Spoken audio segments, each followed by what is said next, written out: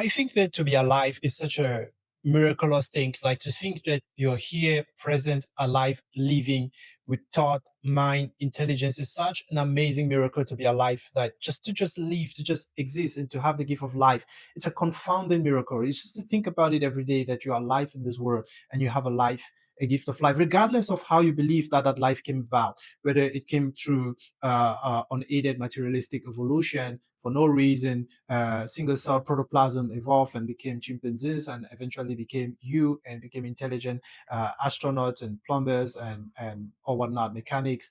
If that's what you believe, great. But the fact that you're here, that you have life, and on the other side, if you believe that God created you and put you in this world for a purpose, it's amazing, amazing to believe that something exists, this living thing exists, that the world itself exists and everything else exists around us. It's amazing. It's really, really amazing and wonderful. So the question I have for you today is that, okay, you have life, this how inspiring thing that you have. What are you going to do with yours? And the real question is that, for me, the automatic answer to that question as I started growing was that to really make this life matter is to serve God or to give it to God. At least that's how I got initiated into religion. That your life only makes sense if you're serving God or if you're surrendering it to the purpose of God. Now, let's say that is the path.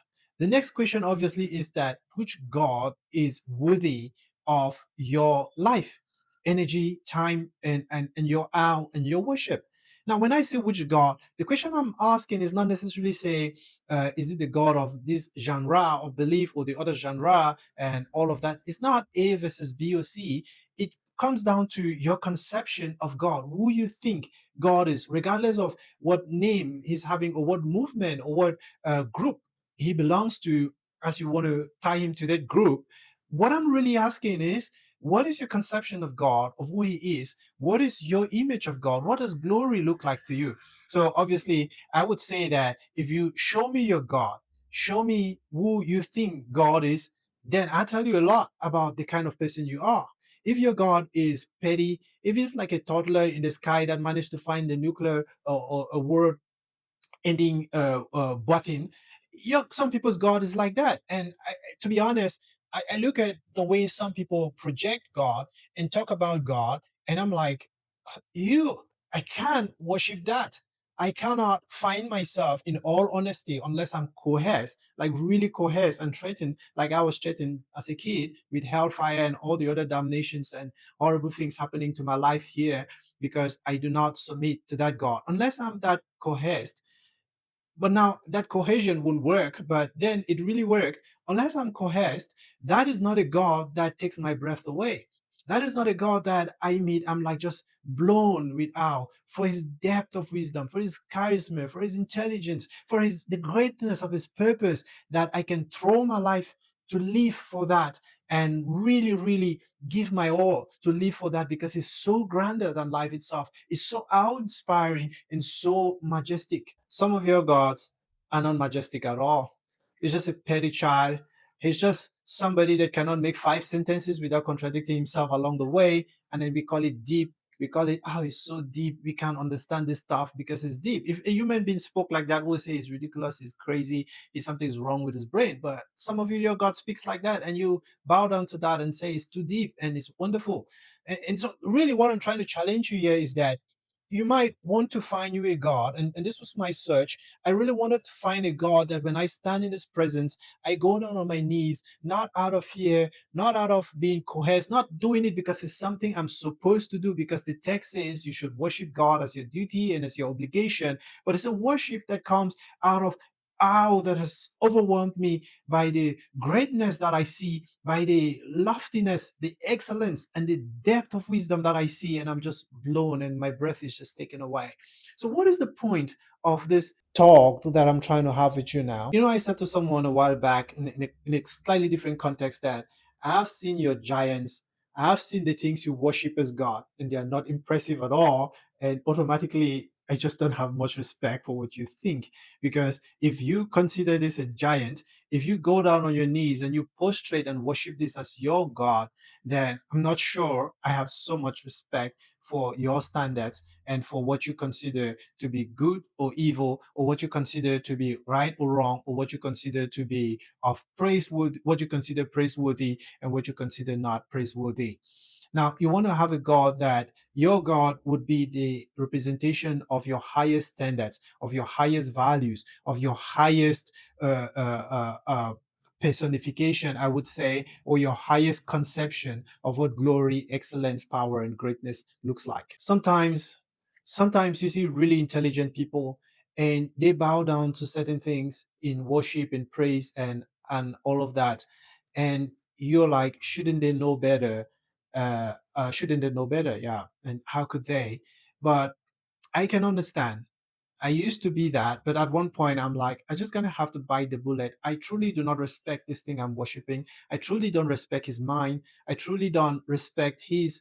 I mean, the idea of God. Again, I said it's not A versus B. It's still at the point of what is the image of God that you have in your mind. If I were to say, tell me how your God looks like, I'm not talking about his phenotypical description. I'm talking about his character, his behavior, his vision for the world, and all of that stuff.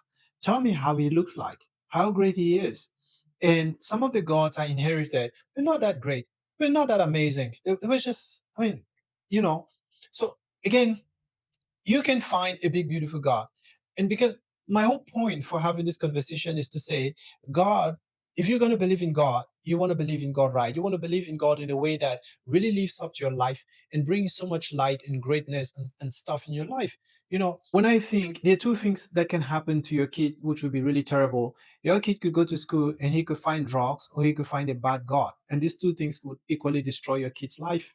Now, so if you want God, you better find you a really good God, a really great God, a God that truly takes your breath away. Not a God that you're bandaging every day, trying to manage his image, trying to manage his personality, that you have to apologize for every time. You have to explain him every time because nobody really understands him. And you have to always say, but there's context. You have to always defend him. It's like this person you're ashamed of, this body of yours or this partner of yours that you're deeply ashamed of, but you have to constantly apologize and explain that to everybody.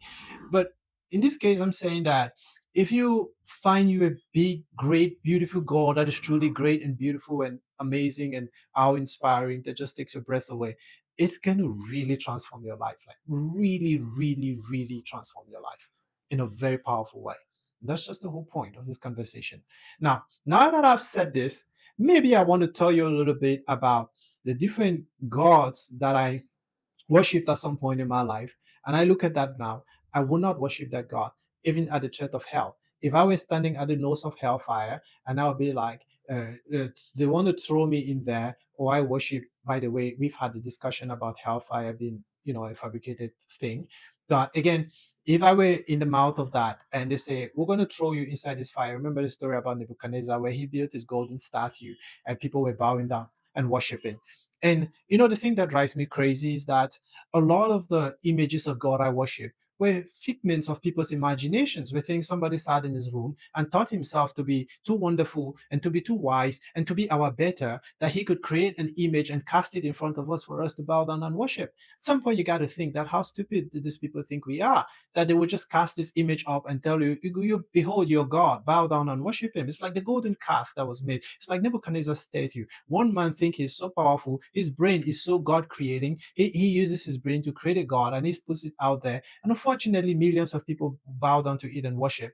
But at some point, you got to pick up your human dignity. You got to pick up the gift of life that you have. It's one gift, it's one life, and you got to pick it up and say, this is my life. It's one chance I have. I got to do it right, and I got to dedicate it to the highest God, or to the highest good, or to the highest value, or to the highest standard. And I'm not going to bow by any statue that has been created by somebody's mental masturbations, but I want to bow down to something that is truly great and truly God. And so I'm going to tell you about some of the visions that I worship, with some of them were figments of people's imaginations that I had erected years ago, and I was bowing down to them. I look at that now and I'm like, nothing in the world, not any threat in the world will make me bow down to something like that today. Never.